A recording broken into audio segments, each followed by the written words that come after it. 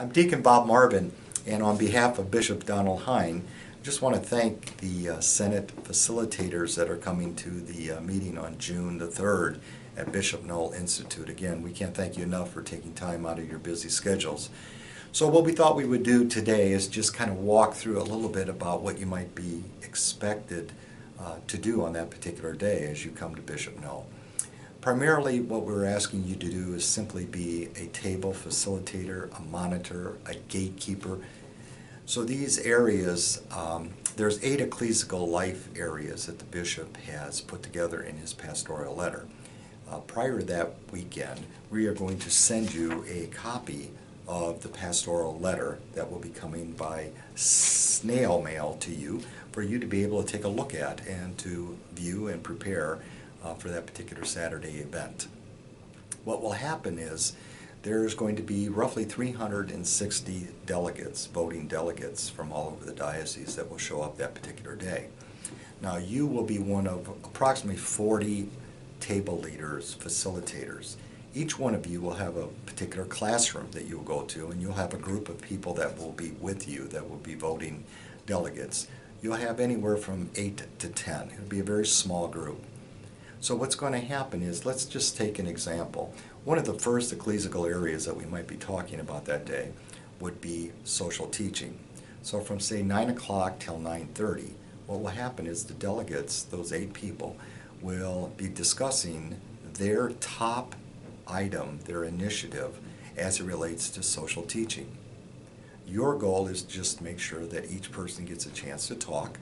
They're also going to be prepared with a small elevator speech. So they should be able to be very concise in what they have to say. This is really not a time for a tremendous amount of debate. It's more about affirming each other on what they're asking, clarifying questions if people don't understand. And the hope is that as those 8 people talk, you may have one of your delegates that comes in and they have a particular initiative that they're just sold on. But as the Holy Spirit works in that conversation for that half hour, they might change their mind. So later on in the day when they vote, they may not vote for their particular item that they brought after they hear some of the other discussions that take place in your particular sessions. So after that half-hour discussion, you'll be the gatekeeper, the timekeeper. You'll say, okay, now we're ready to move to another ecclesiastical area. And this will be all spelled out for you, so you don't have to worry about which ones they are. You'll have an agenda to follow. So maybe the next one would be young Catholics. So for a half hour, you'll do the same thing. Each person, the delegates, will go around and describe their top priority. So the day will go according to that same convention all the way through. You'll be the one that will tell them, okay, now we're ready to go to the auditorium to vote.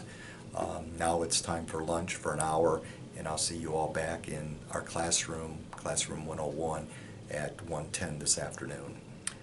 That kind of thing. So basically it's a very simple, very simple task. We're not asking you to necessarily record anything. We're really asking you just to be there as a monitor, to be able to keep the discussions going, and to make sure that everybody's voice is heard kind of in a timely manner.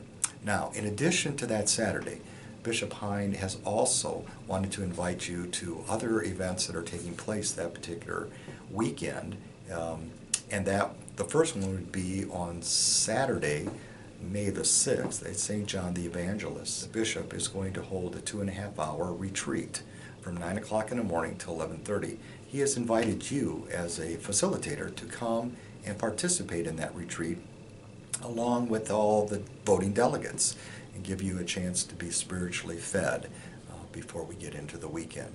Now, as we approach the weekend, you will be given, by U.S. mail, you will be given a package of information, a booklet that will walk through that whole Saturday event for you to better prepare yourself for what will take place that particular day.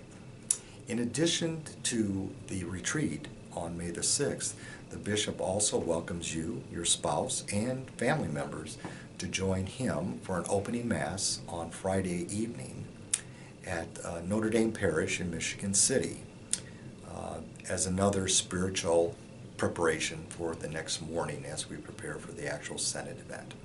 And then also he's inviting you, your family, friends, neighbors, to come to the closing Mass on Sunday, June the 4th, at the Genesis Center in Gary, which starts at 2 o'clock. Again, all of this information will be in that booklet for you to better understand what's going on.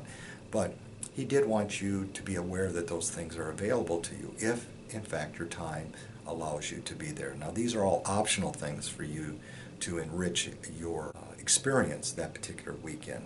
Really, the bishop is looking forward to your Saturday commitment, which is a long day.